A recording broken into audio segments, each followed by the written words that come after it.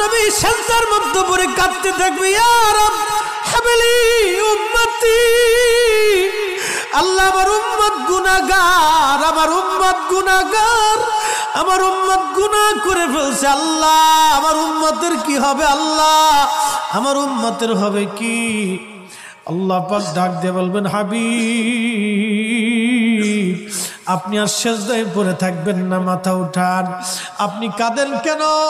মেহেশর তো আপনার কান্নার জন্য না নবী, উঠেন, আপনি মাথা উঠান। আপনার জন্য আরশে মুআল্লার ডানে একটা কুরসি পেতে রাখছি, একটা চেয়ার পেতে রাখছি, একটা আসন রাখছি, আপনি নবী সেই আসনে বসবেন।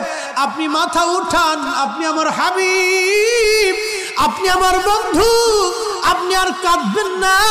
হুজুর আপনি মাথা উঠান। আল্লাহর নবী তখন বলবে, ইয়া রব হাবলি উম্মতি, আল্লাহ আমার উম্মত।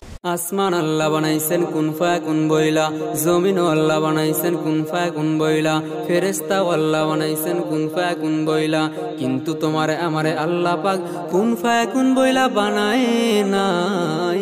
তোমার আমার আল্লাহ পাক বানাইছে খলাকতু বিয়াদাইয়া, আল্লাহ তোমার আমার নিজ কুদরতি হাত দ্বারা বানাইলেন।